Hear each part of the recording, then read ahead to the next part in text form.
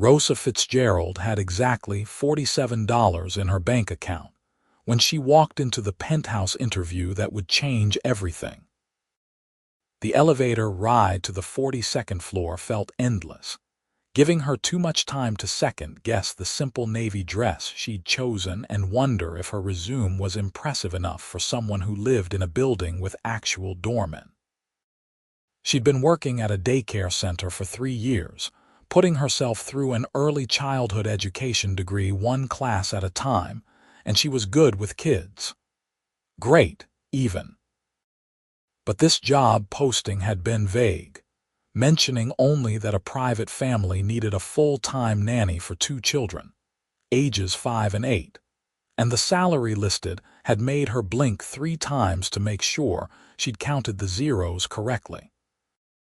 The doors opened to reveal a private foyer with marble floors and a single door. Rosa smoothed her dress one more time and knocked. The man who answered took her breath away, though not in the way she'd expected. He was tall, probably 6'3", with dark hair that looked like he'd been running his hands through it all morning, and sharp blue eyes that seemed to take her in completely within seconds. He wore an expensive shirt with the sleeves rolled up, no tie, and there was something exhausted in the set of his shoulders that made him seem almost vulnerable despite the obvious wealth surrounding him. "Miss Fitzgerald." His voice was deep and professional. "Yes, you can call me Rosa." "Vincent Armstrong, come in." He stepped aside, and she entered an apartment that belonged in a magazine. Floor-to-ceiling windows overlooked the city. The furniture was all clean lines and obvious quality, and somehow the space still managed to look lived in, with children's drawings pinned to a cork board in the kitchen, and a pile of toys visible through a doorway. "Thank you for meeting with me on such short notice," Vincent said, gesturing for her to sit on a cream-colored sofa. He sat across from her, leaning forward with his elbows on his knees. "I'm going to be honest with you. I've interviewed 12 nannies in the past 2 weeks, and none of them have lasted more than a week with my kids." Rosa raised her eyebrows. "Why is that?" "Because my children are going through a difficult time, and they've been taking it out on every authority figure I bring into their lives." He met her eyes directly. "Their mother passed away 18 months ago. Car accident. And I've been doing my best, but I run a real estate development company, and there are days when I need to be in meetings for 10 hours straight. The nannies I've hired have been qualified, but they treat it like just a job. My kids need someone who actually gives a damn." The raw honesty in his voice caught her off guard. Rosa had expected a more formal interview, the kind where people skirted around difficult truths. "I'm sorry for your loss. That must be incredibly hard for all of you." "It is." Vincent stood and walked to the windows, his back to her. "Sophie is 5. She barely speaks anymore. Mason is 8, and he's angry at everyone. I can't blame either of them. But I need help. And I need someone who won't quit the first time Mason tells them he hates them or Sophie hides under her bed for an hour." Rosa thought about the kids at the daycare center, the ones who came from broken homes or who acted out because they were hurting inside. She thought about Marcus, the little boy who'd bitten her on her second day and who'd cried in her arms a month later when his parents got divorced. "Can I meet them?" Vincent turned around, and something like relief crossed his face. "Really? You're being honest with me about what I'm walking into. I appreciate that, but I can't tell you if I'm the right fit until I meet Sophie and Mason." He nodded slowly, then called down the hallway. "Kids, can you come out here, please?" Rosa heard whispered arguing, then slow footsteps. A boy appeared first, thin and tall for 8, with his father's dark hair and a scowl that seemed permanently etched on his face. A smaller girl followed, blonde like her mother must have been, with huge brown eyes that stayed fixed on the floor. "This is Rosa," Vincent said gently. "She might be your new nanny." We don't need a nanny, Mason said immediately. We're fine on our own. Nice to meet you, Mason. Rosa didn't move from her seat, keeping her voice casual. And you must be Sophie. The little girl didn't respond, just twisted her hands together. What's your favorite thing to do after school? Rosa asked Mason. Why do you care? Because if I'm going to be spending time with you, I'd like to know what you enjoy. I'm not here to boss you around or change everything. Your dad just needs some help, and I happen to like kids. But if you give me a chance and you still hate me after a week, I'll tell your dad myself that it's not working. Mason stared at her suspiciously. You'd really do that? I would. I'm not going to force myself into your life if you genuinely don't want me here. But I'm asking you to give me 1 week. 7 days. Then we can all sit down and talk about it honestly. Vincent was watching her with an expression she couldn't quite read. Sophie had lifted her eyes slightly, peeking at Rosa through her blonde bangs. You know how to make pancakes. Sophie's voice was so quiet Rosa almost missed it. I do. Do you like pancakes? The smallest nod. Then maybe tomorrow morning, if your dad says it's okay, we could make some together. You could show me how you like them. With chocolate chips, Sophie whispered. Chocolate chips are the best kind. Rosa smiled at her, then looked at Mason. What about you? Pancake fan? They're okay. But his scowl had softened just a fraction. Vincent cleared his throat. Kids, can you go play in your rooms for a few minutes while I finish talking to Rosa? They left, Mason with his hands shoved in his pockets and Sophie moving like a ghost. When they were gone, Vincent sat back down, and he looked at Rosa like she'd just performed a miracle. How did you do that? Do what? Sophie hasn't spoken to any of the other nannies. Not one word. And Mason usually just tells them to leave within 5 minutes. Rosa shrugged. I didn't talk down to them, and I was honest. Kids can tell when adults are being fake or when they're just trying to manage them. They've been through something terrible, and they're scared that anyone new in their lives is going to leave too. I can't promise I'm perfect, but I can promise I'll show up and I'll care. That's what they need to hear. Vincent was quiet for a long moment, studying her face. The job is yours if you want it.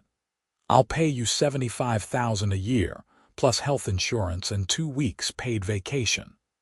Hours are 7 in the morning until 7 at night on weekdays, with flexibility for occasional evenings or weekends if something urgent comes up at work. You'd have your own room here, fully furnished if you want to live in, or I can arrange a car service if you prefer to commute. Rosa's heart was pounding. $75,000 was more than double what she made at the daycare, and a room in this apartment. She'd been sharing a cramped 2-bedroom with 3 other girls in a neighborhood where she didn't feel safe walking alone at night. I want the job, she said, and I'll take the room if that's really okay. It's more than okay. It'll actually be easier, especially in the beginning. The kids wake up early, and if you're here, you can help with breakfast and getting them ready for school. He stood and extended his hand. Welcome to the family, Rosa. She shook his hand, and the warmth of his grip sent an unexpected flutter through her stomach.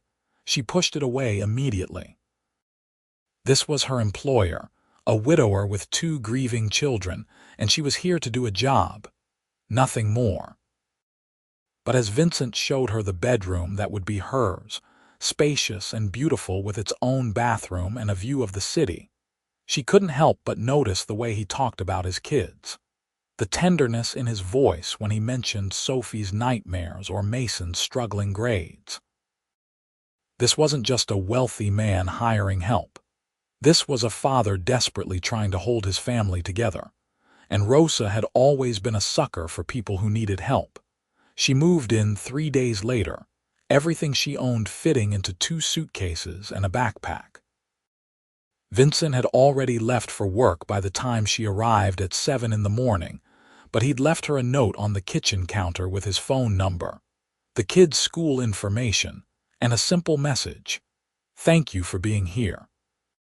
Sophie wandered out of her bedroom at 7:30, still in her pajamas, and stopped short when she saw Rosa in the kitchen.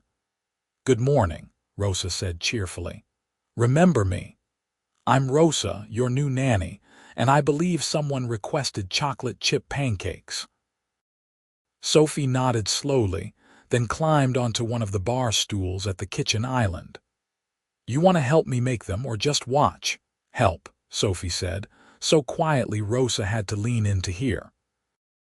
They made pancakes together, Sophie carefully dropping chocolate chips into the batter while Rosa handled the griddle. Mason emerged eventually, drawn by the smell, and though he didn't say much, he ate 3 pancakes and didn't complain once. The first week was hard. Mason tested her constantly, refusing to do his homework, talking back, and once even trying to sneak out of the apartment when Rosa said it was time for bed.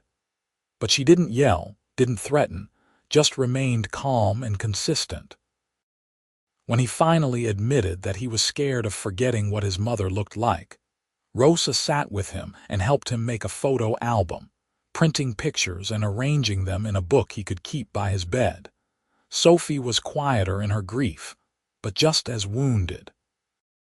She had nightmares most nights, waking up crying for her mother. Rosa started sleeping with her door open, and whenever Sophie crept down the hallway at 2 in the morning, Rosa would take her to the kitchen for warm milk and soft conversation until the little girl felt safe enough to try sleeping again. Vincent noticed the changes. He started coming home earlier when he could, and Rosa would see him watching her with his children, something like wonder in his eyes. She tried not to think about how handsome he looked when he loosened his tie at the end of a long day, or how her heart jumped every time he smiled at her and said thank you.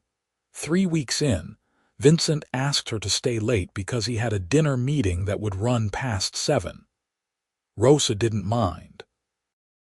She ordered pizza for the kids, let them pick a movie, and was surprised when both Sophie and Mason fell asleep on either side of her on the couch halfway through.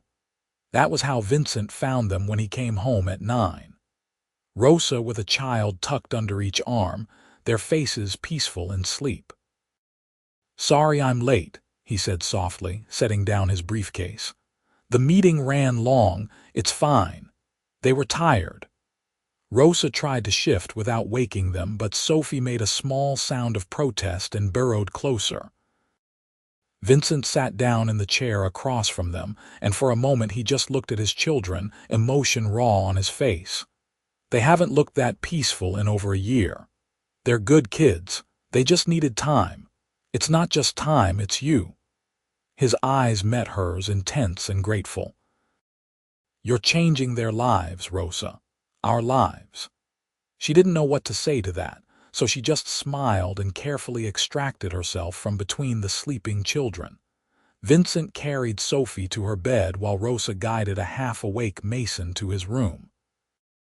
When they met back in the hallway, the apartment was quiet and dim. "Can I make you some tea or something?" Rosa asked. "You look exhausted. Tea sounds perfect." They sat at the kitchen island together, mugs of chamomile steaming between them, and Vincent told her about his day, about the negotiations for a new development project and the headaches of managing contractors and city permits. Rosa found herself laughing at his stories, at the dry humor he used to describe the absurdities of his work. "What about you?" he asked. "Do you miss working at the daycare?" "Sometimes. I miss some of the kids, but this feels right, more personal. I like being able to really connect with Sophie and Mason instead of juggling 20 kids at once. You're incredible with them. Mason's teacher called me today to say his grades are improving and he stopped getting into fights at recess. He just needed someone to listen to him. And maybe help him with his math homework." She grinned. "Though I'll admit 3rd-grade geometry is harder than I remembered." Vincent laughed, and the sound was warm and genuine. "If you ever need backup on homework duty, let me know. I'm decent at math. I'll hold you to that." They talked until almost midnight, and Rosa realized with a start that she hadn't enjoyed someone's company this much in years. Vincent was smart and funny and deeply kind, despite the stress he carried. And when he looked at her, she felt seen in a way that made her breath catch. But she was his employee, his children's nanny. She couldn't let herself feel what was starting to bloom in her chest every time he smiled at her. The next morning, Rosa woke to find Sophie standing beside her bed, tears streaming down her face. "Bad dream?" Rosa asked gently, sitting up. Sophie nodded and climbed into bed without asking, curling into Rosa's side. Rosa wrapped her arms around the little girl and stroked her hair until the crying stopped. "You want to talk about it?" "I dreamed Mommy came back, but then she disappeared again." Sophie's voice was muffled against Rosa's shoulder, and I forgot what her voice sounded like. Rosa's heart broke. "That must have been so scary. You think she's mad at me for forgetting?" "Oh, sweetheart, no. Your mom isn't mad at you, not even a little bit. She would want you to be happy and to keep living your life. And it's okay if you can't remember everything about her perfectly. That doesn't mean you love her any less. Do you promise?" "I promise. And you know what? Maybe we could ask your dad if he has any videos of your mom. Then you could hear her voice whenever you wanted." Sophie pulled back to look at Rosa with wide, hopeful eyes. "Really? Really? We'll ask him at breakfast." Vincent was already in the kitchen when they emerged, making coffee and looking rumpled in sweatpants and a t-shirt. Rosa tried very hard not to notice how good he looked, casual and unguarded. "Daddy," Sophie said, her voice still quiet but steadier than before. "Do we have videos of Mommy?" Vincent's hand froze on the coffee pot. He looked at Rosa, who gave him an encouraging nod, then knelt down to Sophie's level. "We do, sweetheart. Do you want to watch some?" "Yes, please." That evening, after homework and dinner, Vincent set up his laptop in the living room and the four of them sat together watching home videos. Sophie's mother, Lily, had been beautiful and vibrant, laughing as she chased toddler Mason around a park, singing lullabies to baby Sophie, blowing out birthday candles while Vincent's voice behind the camera told her to make a wish.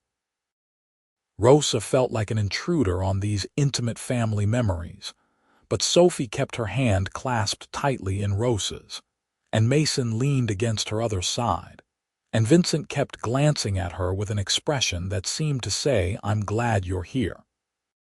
When the videos ended, Sophie threw her arms around Vincent's neck.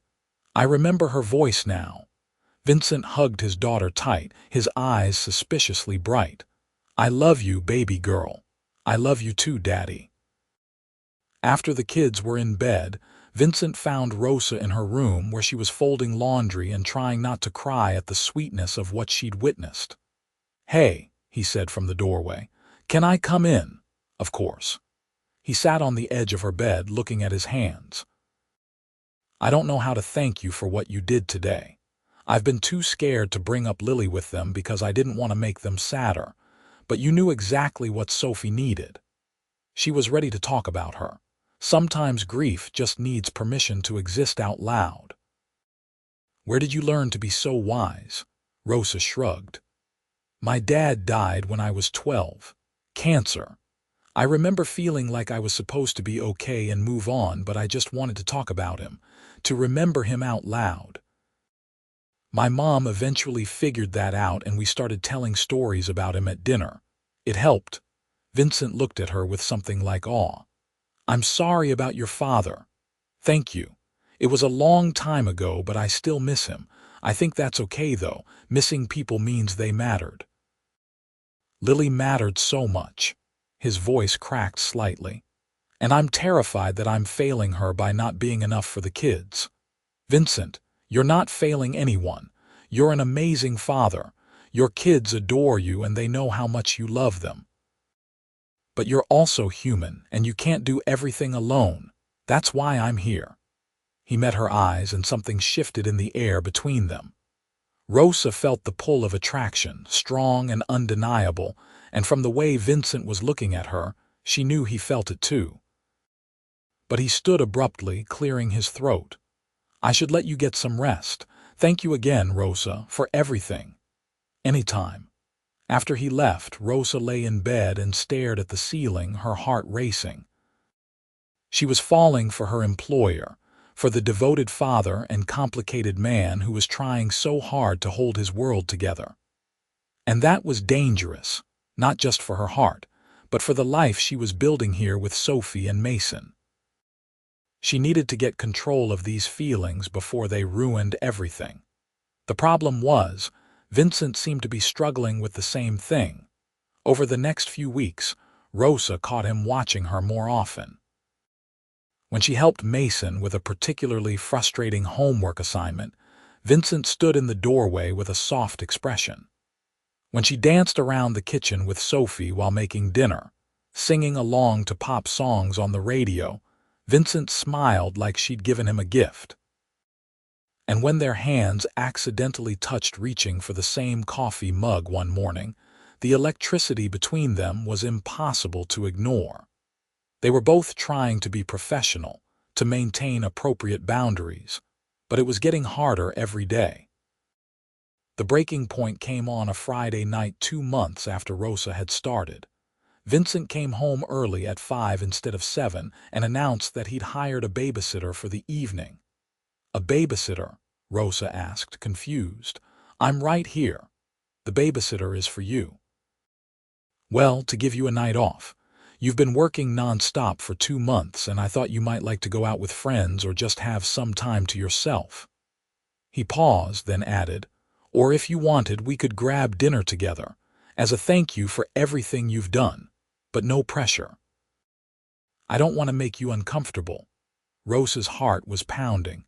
"Like together, just the two of us." "Yes, but only if you want to. I know I'm your employer and I don't want to cross any lines, but I'd really like to take you to dinner, Rosa, as more than just your boss." She should say no. She should maintain professional boundaries and remember that she needed this job, that Sophie and Mason needed her. But when she looked at Vincent, at the hope and nervousness in his eyes, she couldn't bring herself to turn him down. "I'd like that," she said softly. "Dinner sounds nice." His smile was radiant. "Great. The sitter will be here at 6. Is 7 okay for you?" 7 is perfect. Rosa had exactly one nice dress suitable for a fancy dinner, a simple black wrap dress she'd bought for a friend's wedding 2 years ago. She curled her hair, put on makeup, and stared at herself in the mirror, wondering what she was doing.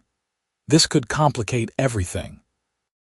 But when she saw the way Vincent looked at her when she emerged from her room, wearing a sharp suit and holding a bouquet of roses, she stopped caring about complications. "You look beautiful," he said, his voice rough. "Thank you. You look pretty great yourself." The babysitter, a college student named Emily, arrived right on time, and the kids barely protested when Vincent explained they were going out. Sophie actually giggled and whispered something to Mason that made him roll his eyes. Vincent took her to a restaurant with soft lighting and live piano music, where the hostess greeted him by name and led them to a private corner table. It was the kind of place Rosa had only seen in movies, with cloth napkins and multiple forks. "Is this too much?" Vincent asked, noticing her looking around. "We can go somewhere else if you'd prefer." "No, it's lovely, just fancier than I'm used to." "Me too, honestly. I usually only come to places like this for business dinners, but I wanted tonight to be special." They ordered wine and appetizers, and conversation flowed as easily as it did in their late-night kitchen talks. Vincent told her about growing up in Boston, the son of a construction worker who built his own development company from the ground up. Rosa shared stories about her chaotic childhood with 3 siblings, her mother who worked 2 jobs to keep them fed after their father died. "Is your family still in town?" Vincent asked. "My mom and 2 of my siblings, yes." I try to visit every Sunday, but I've missed a few since starting with you guys. You should take Sundays off.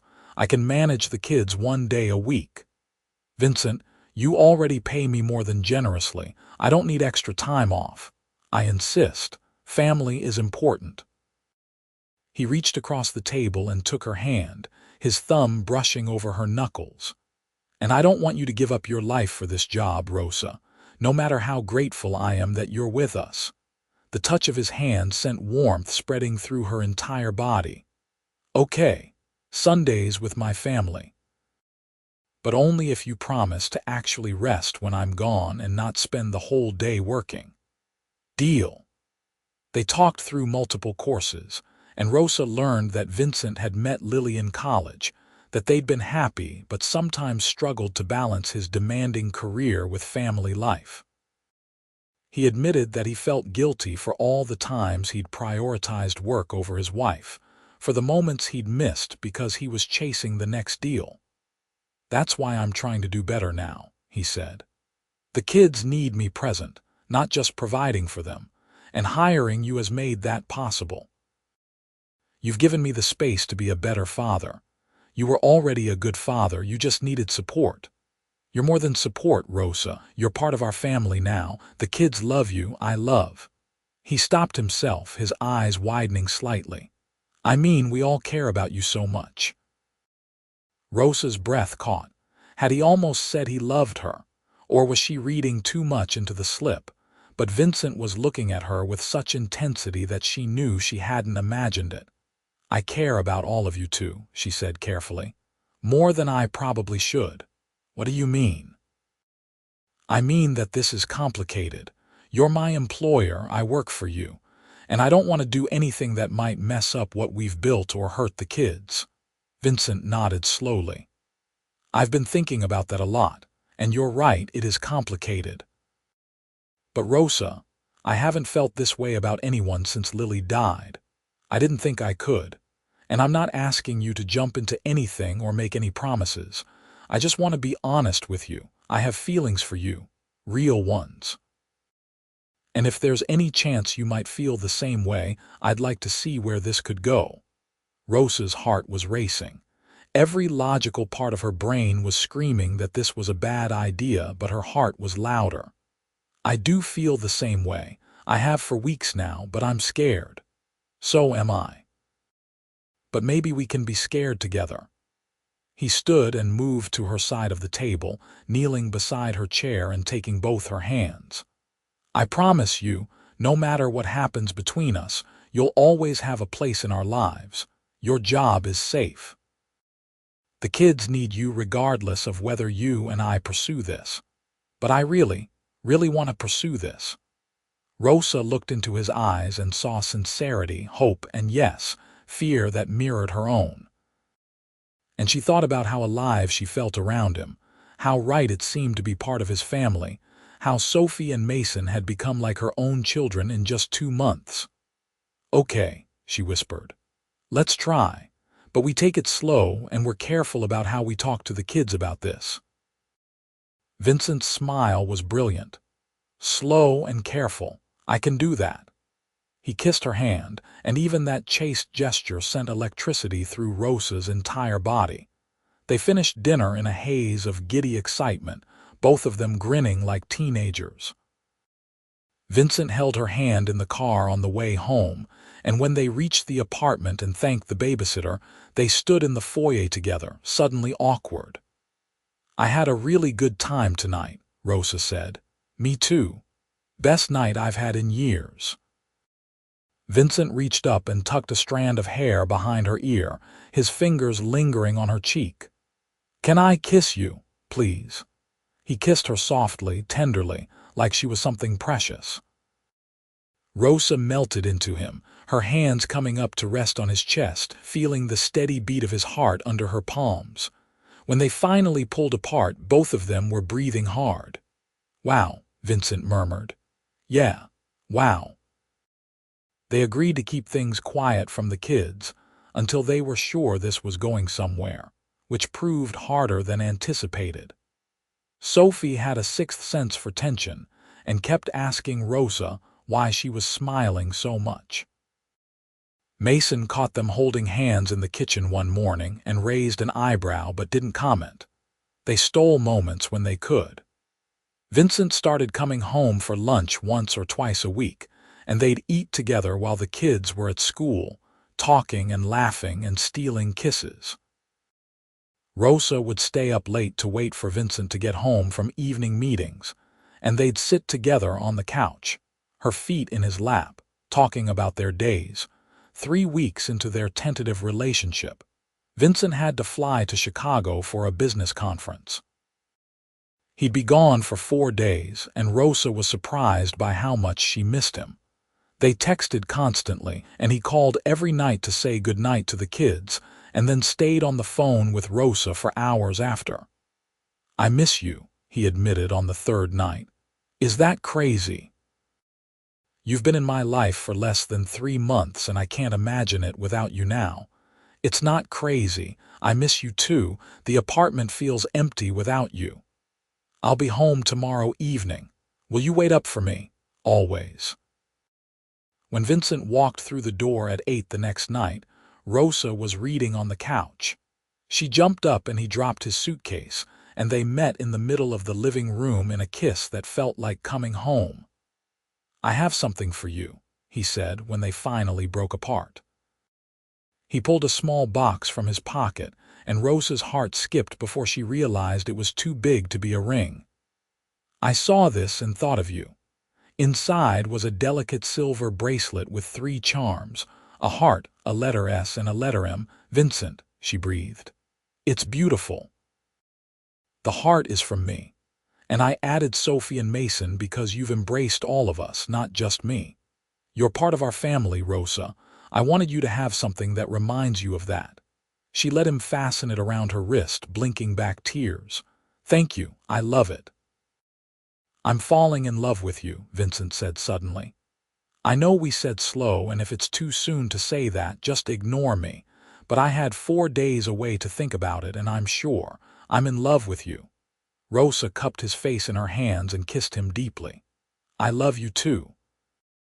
I think I have for a while now." They decided that night to tell the kids. It felt wrong to keep hiding something this important, and both Sophie and Mason were perceptive enough to know something had changed.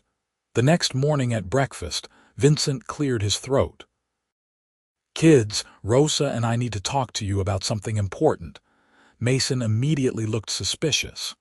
"What's wrong?" "Nothing's wrong," Rosa said gently. "Actually, something is really right, but we want to make sure you're both okay with it." Sophie's eyes went wide. "Are you getting married?" "Not yet," Vincent said with a laugh. "But Rosa and I have been spending time together, and we've realized that we care about each other as more than just friends. I wanted to ask how you'd both feel about Rosa and me dating." Mason frowned. "Like you'd be Rosa's boyfriend?" "Yes." "And she'd be your girlfriend?" "Yes." Mason looked at Rosa. "Would you still be our nanny?" "Of course. Nothing about my job or how much I care about you two would change. I'd still be here every day, still help with homework and make breakfast and do all the things we normally do." "But you'd also kiss my dad and stuff." Mason wrinkled his nose. Vincent tried not to laugh. "Probably yes." Sophie climbed out of her chair and walked over to Rosa, looking up at her with serious eyes. "Do you love us?" Rosa's throat tightened. "So much, sweetheart. You and Mason are incredibly important to me." "Do you love Daddy?" "I do." Sophie seemed to consider this, then nodded decisively. "Okay, you can be his girlfriend, but you have to keep making us pancakes on Saturdays. Deal?" Rosa pulled Sophie into a hug, relief flooding through her. Mason shrugged. "I guess it's okay. You're nicer than the other nanas, and Dad is less grumpy when you're around." "Hey," Vincent protested, but he was grinning. The transition was easier than Rosa had feared. Vincent started being openly affectionate with her in front of the kids, holding her hand or kissing her cheek, and Sophie seemed to delight in it. Mason rolled his eyes at the displays, but Rosa caught him smiling once or twice. They fell into a new rhythm as a family. Vincent made a point of being home for dinner most nights, and they'd all eat together, talking about their days. Weekends became sacred, reserved for family activities instead of Vincent catching up on work. They went to the zoo, to museums, to the park. Rosa taught Sophie how to braid hair and helped Mason build an elaborate Lego castle. Vincent taught her how to play chess and made her laugh with terrible dad jokes. Rosa's mother met Vincent 2 months into their relationship when she invited them all to Sunday dinner. Her family was loud and chaotic, completely different from Vincent's quiet wealth, but he fit in seamlessly, helping her brothers carry furniture for her mother and complimenting her sister's cooking. "He's a good man," Rosa's mother told her while they were doing dishes. "And those children need you. But make sure you're taking care of your heart too, honey. You have a tendency to give everything to others and forget about yourself." "I'm happy, Mom, really happy." Her mother kissed her forehead. "Then I'm happy for you." As summer turned to fall, Rosa moved from the nanny's room into Vincent's bedroom. They didn't make a big announcement to the kids, just gradually shifted her things until it became natural for her to wake up next to Vincent every morning. Sophie had nightmares less frequently now, but when she did, she'd crawl into bed between Rosa and Vincent, and they'd both hold her until she felt safe again. Mason's grades continued to improve, and he started smiling more, even laughing at dinner. The apartment felt full of life again, full of love. Vincent's business continued to thrive, but he'd learned to delegate better, to trust his team to handle things without him micromanaging every detail. He told Rosa that she'd taught him what truly mattered, that his children would only be young once and he didn't want to miss it. "You didn't teach me that," Rosa argued one night as they lay in bed together. "You already knew it. You just needed permission to prioritize it." "Maybe. But having you here made it possible. I'm not just surviving anymore, Rosa. We're actually living again. The kids are thriving. I'm happier than I've been in years. That's because of you. It's because of all of us. We're a team. The best team." He kissed her softly. "Have I told you today that I love you?" "Only 3 times. You're slacking." He laughed and pulled her closer. "I love you 4. I love you 5. I love you. I love you too." Christmas approached, and Rosa helped the kids make decorations and pick out a massive tree that barely fit in the living room. They baked cookies, watched holiday movies, and drove around looking at lights. Vincent took Rosa shopping for the kids' presents, trusting her judgment on what they'd love most. On Christmas morning, after all the presents had been opened and the living room was covered in wrapping paper, Vincent pulled out one more small box. "This one is for Rosa," he said, his voice slightly nervous. Rosa's hands trembled as she opened it. Inside was a simple gold ring with 3 small diamonds. "It's a promise ring," Vincent explained. "I know it's only been 5 months and I'm not asking you to marry me today. But I want you to know that I'm serious about this, about us, about our future. When you're ready, I'm going to ask you properly. But until then, I wanted you to have this as a reminder that you're it for me, Rosa. You're my future." Rosa was crying, mascara probably running down her face, but she didn't care. "Put it on me." Vincent slipped the ring onto her right hand, and she threw her arms around his neck, kissing him while Sophie clapped and Mason pretended to gag but was smiling. "I love you," she whispered against his lips. "All of you." Winter melted into spring. Rosa's life had completely transformed from what it had been a year ago. She'd gone from barely scraping by to living in luxury, but more importantly, she'd gone from lonely to loved. Sophie and Mason felt like her children now. She attended their parent-teacher conferences with Vincent, cheered at Mason's soccer games, and sat through Sophie's ballet recitals. Vincent's friends and business associates accepted her seamlessly into his social circle. Some were surprised that the billionaire real estate developer was seriously dating his former nanny, but anyone who spent 5 minutes with them could see how in love they were. On their 1-year anniversary of the day Rosa had moved in, Vincent took her back to the same restaurant where they'd had their first date. They laughed about how nervous they'd both been, how they'd tried so hard to fight their feelings. "I'm glad we stopped fighting it," Rosa said, reaching across the table to take his hand. "Me too. Best decision I ever made." Vincent stood suddenly, and Rosa's heart started pounding as he got down on one knee beside the table. "Rosa Fitzgerald, this past year has been the happiest of my life. You brought light back into our home. You made my children smile again. You made me believe in love again. I know I gave you a promise ring, but I don't want to wait anymore. I want you to be my wife, to officially be part of our family. Will you marry me?" The ring he held out was stunning, a princess-cut diamond that caught the light and sparkled like starfire. "Yes," Rosa said through happy tears. "Yes, absolutely yes." The entire restaurant applauded as Vincent slipped the ring onto her finger and kissed her. Rosa didn't care that people were watching.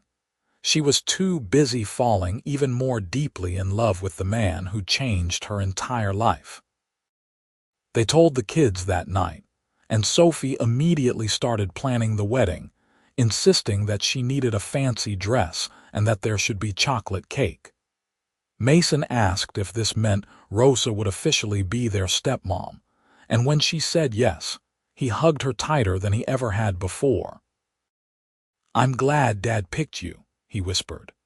"You're the best." The wedding was 6 months later, in early fall, when the weather was perfect and the leaves were just starting to turn. They kept it relatively small, just close family and friends in a garden venue with flowers everywhere.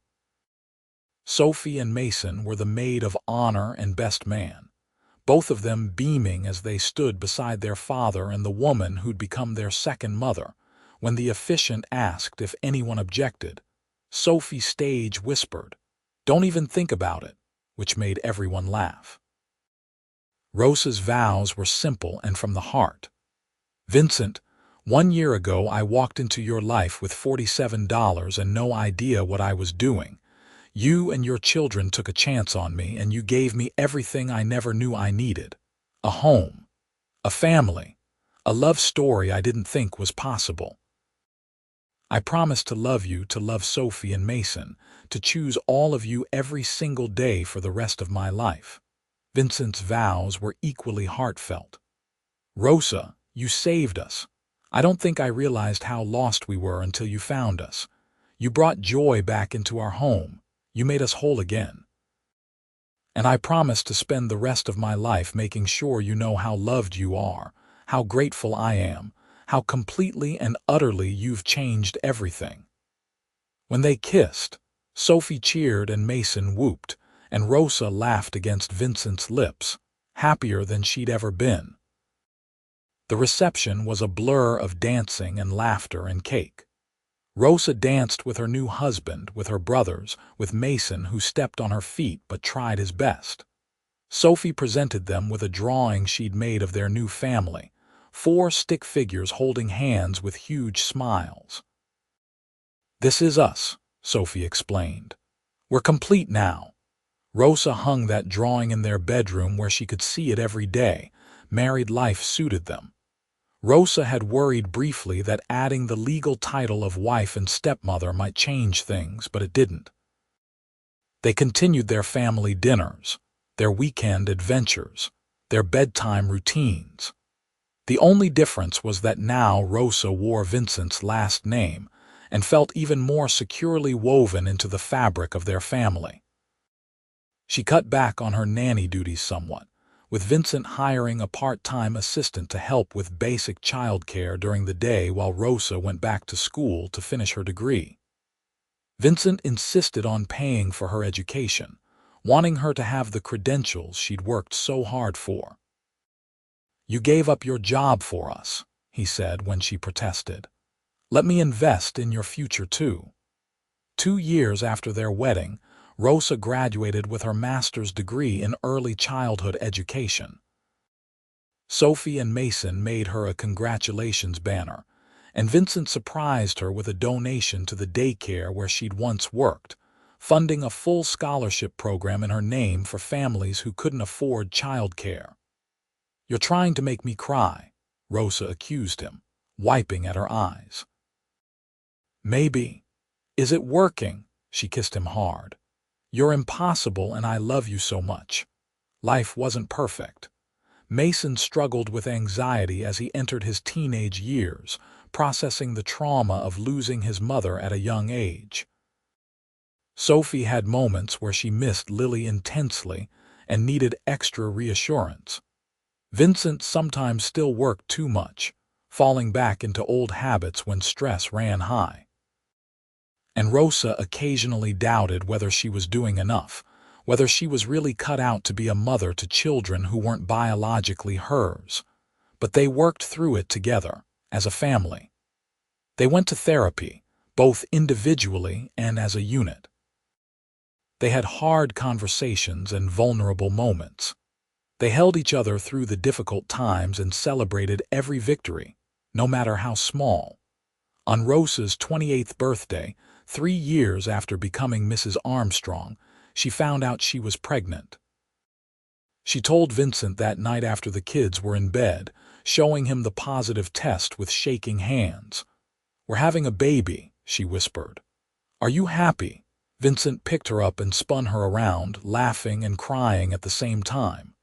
"Happy doesn't even begin to cover it." Another little person to love. Another addition to our family. They told Mason and Sophie the next morning, both of them nervous about how the kids would react to sharing their father and Rosa with a new sibling. Sophie immediately climbed into Rosa's lap. "Can I help pick out baby clothes?" "Of course you can." Mason was quieter but eventually asked, "Will you love the baby more than us?" Rosa's heart broke. "Mason, no, never. My heart doesn't have a limit on love. Having a baby doesn't mean I'll love you and Sophie any less. It means our family is growing and there will be even more love to go around. But it's your real kid. We're just your stepkids." "You are my real kids," Rosa said fiercely. "Biology doesn't determine love. I chose you and I choose you every single day. You and Sophie are my children, just as much as this baby will be. Do you understand?" Mason nodded, blinking back tears. "Okay, then I guess having a baby brother or sister could be cool." The pregnancy was healthy and relatively easy. Rosa felt sick for the first trimester but otherwise felt good. Vincent was ridiculously overprotective, constantly asking if she needed anything, making sure she rested enough. Sophie liked to put her hand on Rosa's growing belly and talk to the baby. Mason was more reserved, but Rosa caught him reading parenting books about being a good older sibling. On a warm day in late spring, Rosa gave birth to a baby boy. They named him Liam, after Rosa's father, and Vincent cried when he held his son for the first time. "He's perfect," Vincent whispered. Thank you for this gift."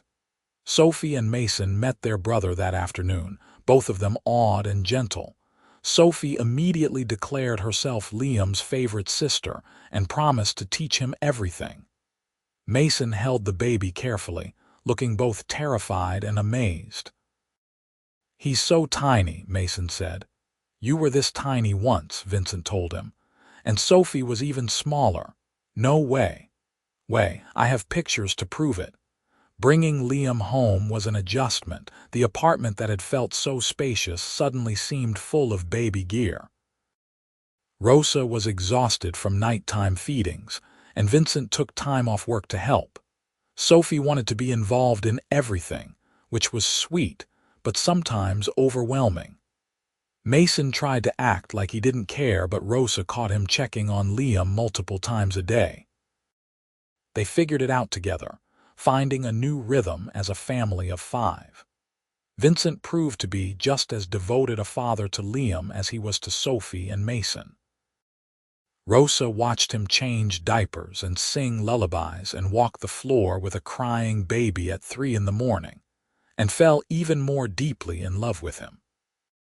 One night, when Liam was 3 months old and finally sleeping for longer stretches, Rosa woke to find Vincent standing by the window, holding their son and looking out at the city. "Can't sleep?" she asked softly. "Just thinking about how different life is now compared to 4 years ago. When Lily died, I thought that was it for happiness. I thought I'd just survive, maybe give the kids a decent childhood, but never really live again." He turned to look at her, his eyes bright. "Then you walked into our lives with your $47 and your kind heart, and everything changed. You gave me hope again, Rosa. You gave all of us hope." She got out of bed and wrapped her arms around him from behind, careful not to squish Liam. "You gave me a family, a home, a life I never dreamed was possible. We saved each other, Vincent." "Yeah, we did." They stood there together, a family created not just by blood but by choice, by love, by the commitment to show up for each other every single day. Sophie and Mason slept peacefully down the hall, teenagers now but still her kids. Liam dozed in his father's arms, safe and loved. And Rosa rested her head against Vincent's back, her heart full. 4 years ago, she'd walked into an interview desperate for a job, never expecting that she'd fall in love with not just the man who hired her, but his children and the life they'd build together. She'd gone from nanny to girlfriend to wife to mother, and every step of that journey had been worth it. Because this wasn't just a job that had turned into something more. This was her destiny, her purpose, her forever. This was home. Years continued to pass, marked by soccer games and ballet recitals and baby milestones. Mason graduated high school with honors and decided to study architecture, wanting to follow in his father's footsteps, but with his own creative vision. Sophie became a teenager full of dramatic ups and downs, but she still crawled into Rosa's lap when she needed comfort. Liam grew into a rambunctious toddler who adored his older siblings and could wrap his father around his tiny finger with a single smile. Vincent sold his company when Liam was 5, deciding that he'd built enough wealth to last several lifetimes and would rather spend his remaining working years on projects he was passionate about instead of chasing bigger deals. He started a foundation focused on affordable housing, working to make sure other families didn't struggle the way Rosa's had after her father died. Rosa went back to work part-time at a nonprofit that provided childcare assistance to low-income families. She loved the work, using her experience and education to make a real difference while still being available for her own children. Vincent supported every dream she had, just as she supported his. They bought a house eventually, wanting more space and a yard for Liam to play in. The penthouse apartment had been the beginning of their story, but this house was there forever, with room for Mason and Sophie to visit with their eventual families, with a garden where Rosa could teach Liam to plant vegetables, with a home office where Vincent could work on his foundation projects. On their 10th wedding anniversary, they renewed their vows in that same garden where they'd first gotten married. Mason was 22 and Sophie was 19, both of them standing up as witnesses again. Liam was the ring bearer, taking his job very seriously at 7 years old. 10 years ago, I promised to love you forever, Vincent said, holding both of Rosa's hands. That promise has only gotten easier to keep. Every year with you is better than the last. Every day I wake up grateful that you took a chance on a broken family and helped us become whole. Rosa smiled through happy tears. You weren't broken. You were healing. And I'm grateful every single day that you saw something in me worth taking a chance on. I love you, Vincent Armstrong. I love our family. I love the life we've built. And I can't wait to see what the next 10 years bring. They kissed while their children cheered and their friends applauded. And Rosa knew with absolute certainty that she was exactly where she was meant to be. Because once upon a time, a woman with $47 and a kind heart walked into a billionaire's home to be a nanny, never expecting that she'd fall completely in love with his children and with him. Never expecting that he'd fall just as hard for her. Never expecting that together they'd build something beautiful and lasting and real. Life had a funny way of surprising you with exactly what you needed right when you needed it most. And Rosa was grateful every single day for the beautiful surprise that was her family, her home, her forever love story with Vincent Armstrong. They'd started as employer and employee, evolved into partners and lovers, and became a family bonded by choice and love and unwavering commitment to each other. Through grief and healing, through challenges and triumphs, through every season of life, they chose each other. And that choice, made new every single day, was the foundation of their happily ever after. The house filled with laughter that evening as they celebrated with family and friends. Rosa's mother, now in her 70s but still spirited, cornered Vincent to tell him how proud she was that he'd fallen for her daughter. "I knew from that first Sunday dinner," she said, patting his arm. "The way you looked at her, like she hung the moon." "She did," Vincent replied seriously. "She absolutely did." Mason brought his girlfriend, a sweet architecture student he'd been dating for 6 months, and Sophie had recently started seeing a boy from her college. Rosa watched her stepchildren navigate their own romantic relationships and felt proud of the confident, emotionally intelligent young adults they'd become. They knew how to love because they'd been loved well. Liam, exhausted from the excitement, fell asleep on the couch around 8 o'clock. Vincent carried him to bed while Rosa said goodbye to the last of their guests. When the house was finally quiet, she found Vincent in Liam's room just watching their son sleep. "Remembering when Mason and Sophie were this small?" Rosa asked softly from the doorway. "Yeah, it goes so fast." "Mason's already talking about graduating college and starting his career. Sophie will be done with school in a few years, and Liam will be in high school before we know it." Rosa came to stand beside him, wrapping her arm around his waist. "That's life. Kids grow up, but we'll still have each other. And eventually we'll have grandchildren to spoil." "Grandchildren," Vincent repeated with a chuckle. "That makes me feel old." "You're not old. You're distinguished." "Is that what we're calling it?" But he was smiling as he led her out of Liam's room and to their own bedroom. "Thank you for today. For every day, really. For saying yes to that job interview all those years ago. Thank you for seeing something in me worth hiring and worth loving." They got ready for bed together, comfortable in the rhythm of 10 years of marriage. Vincent told her about Mason's plans to propose to his girlfriend soon, how he'd asked for advice on rings. Rosa shared that Sophie had confided about potentially switching her major, worried about disappointing them. "She could never disappoint us," Vincent said. "We just want her happy." I told her the same thing. She's still figuring herself out. That's what your 20s are for. When did you get so wise? I've always been wise. You just didn't notice because you were too busy being a grumpy billionaire. Vincent laughed and pulled her close. I was pretty grumpy, wasn't I? Terrifyingly so. Those first few weeks, I wasn't sure if you were going to fire me or just glare me to death. I was scared, he admitted. Scared of what I was starting to feel. Scared that I was betraying Lily's memory. Scared that letting someone new in would somehow hurt the kids more. But it didn't. No, it saved us. You saved us, Rosa, and I've spent the last 10 years trying to make sure you know how grateful I am.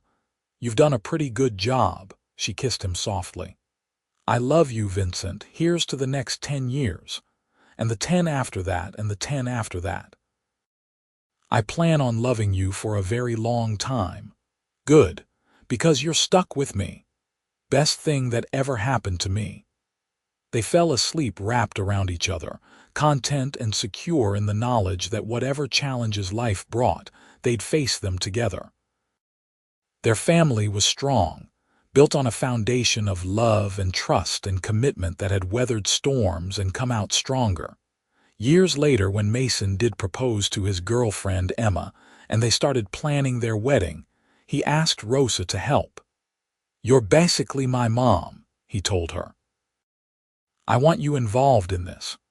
Rosa cried, of course, because she'd been Mason's stepmother since he was 8, but hearing him claim her so openly still meant everything. She helped with wedding planning, offered advice when asked, and stood beside Vincent beaming as they watched Mason marry the love of his life. Sophie graduated college and moved to Paris for a year to study art, FaceTiming home twice a week to tell them about her adventures. Liam grew into a thoughtful teenager who wanted to be a teacher, inspired by his mother's dedication to education and helping others. Vincent's foundation expanded, building affordable housing projects across the country. He became known not just as a billionaire developer, but as a philanthropist who genuinely cared about making a difference. Rosa worked alongside him sometimes, consulting on childcare components of their housing projects, making sure families had the support they needed. They traveled when they could, taking trips as a couple and as a family.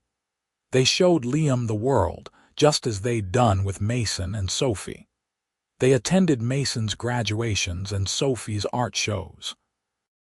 They babysat Emma and Mason's daughter, their first grandchild, and fell in love all over again with the tiny person who had Vincent's blue eyes and Emma's bright smile. Through all of it, through every phase and chapter, Rosa and Vincent remained each other's constant.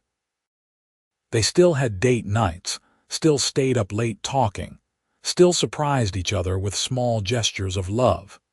The passion hadn't faded with time, only deepened, becoming something richer and more complex. On their 20th anniversary, they returned to that restaurant where Vincent had first told Rosa he loved her, where he'd later proposed. The staff remembered them, had watched their love story unfold over 2 decades of anniversary celebrations.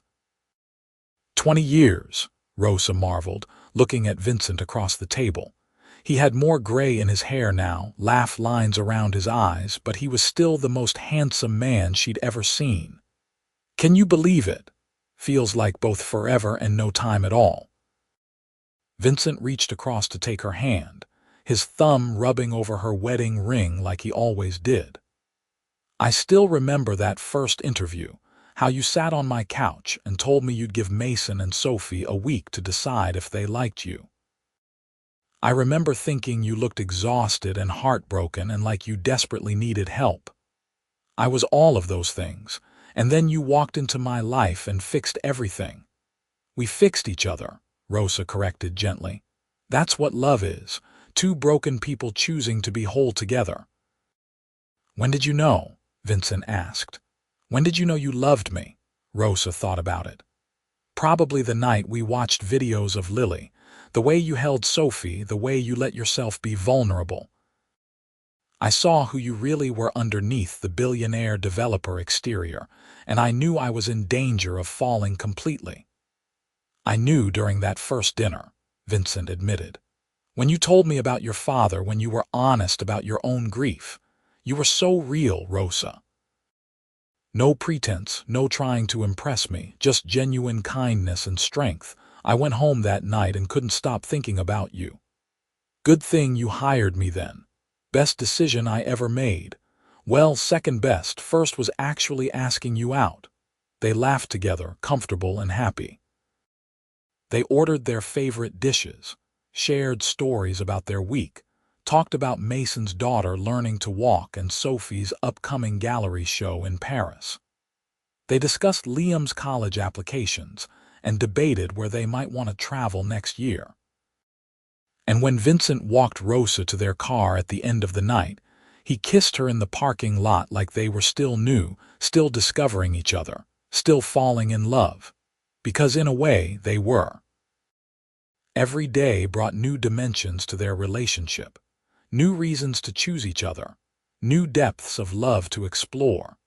Rosa thought about her 21-year-old self, desperate and broke, walking into that penthouse with no idea her life was about to completely change.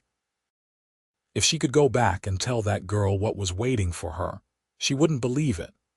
The love, the family, the life that exceeded every dream she'd ever had. But that girl had been brave enough to take a chance, to walk into an uncertain situation and give it everything she had. And that bravery had led her here to a life filled with love and purpose and joy. "What are you thinking about?" Vincent asked as they drove home. "How grateful I am for all of it. For you, for our family, for this life we've built. Me too." He brought her hand to his lips and kissed it.